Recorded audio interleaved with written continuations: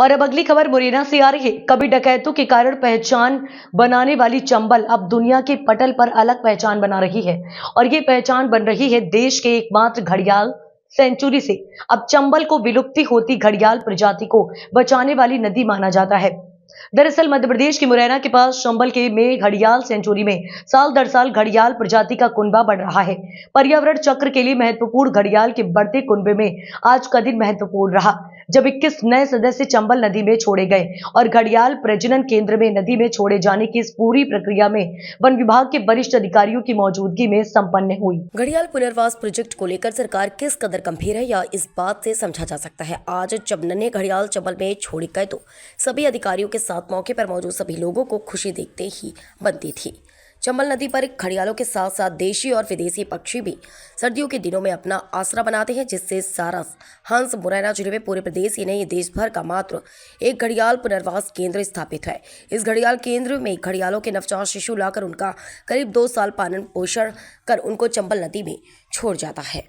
जब इन नवजात घड़ियालों की उम्र 2 साल के करीब हो जाती है तो प्राकृतिक वातावरण सहन करने की क्षमता उत्पन्न हो जाती है। तब इन घड़ियालों को चंबल नदी के प्राकृतिक वातावरण में छोड़ दिया जाता है।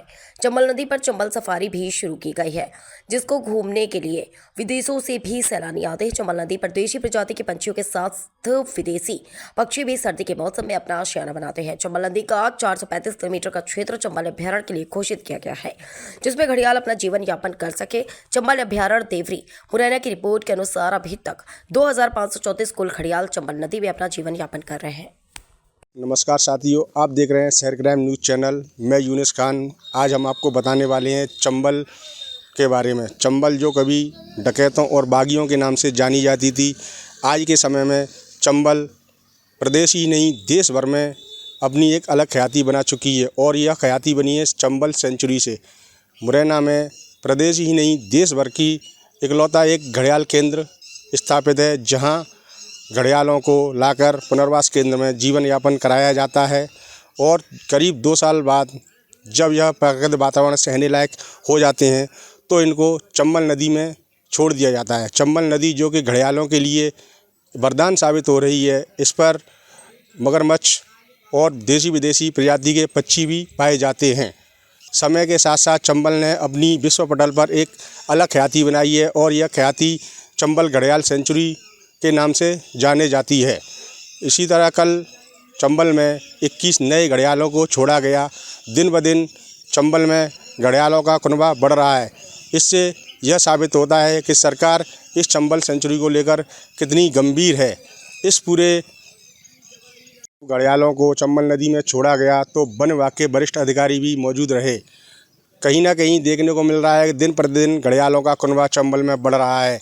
वन विभाग की रिपोर्ट के अनुसार अभी तक चंबल में 2534 घड़ियाल छोड़े जा चुके हैं, जो कि अपने आप में एक बहुत ही बड़ा रिकॉर्ड है। कैमरामैन अजय के साथ मैं यूनुस खान, शहर क्राइम, मुरैना।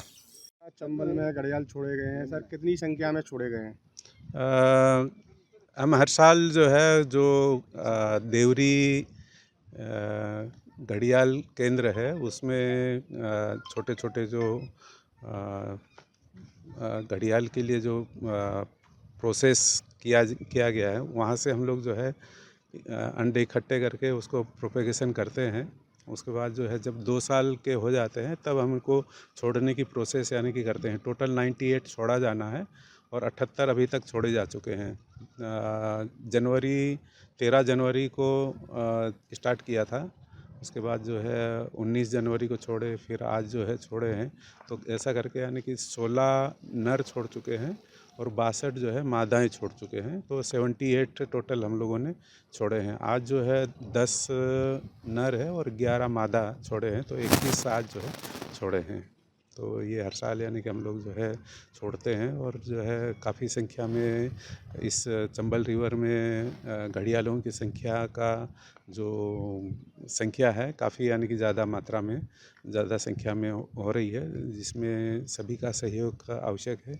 और इसमें सभी से अपील करता हूँ कि ये जो घड़ियाल है, मगरमच्छ है या दूसरे जलीय जीव जंतु हैं, कछुआ है, डॉल्फिन है, इनका सबका संरक्षण किया जाना अति आवश्यक है। अभी ये जो इंडियन स्कीमर आई है, जो बाहरी पक्षी हैं, उसको भी काफ़ी लोग देखने के लिए आ रहे हैं।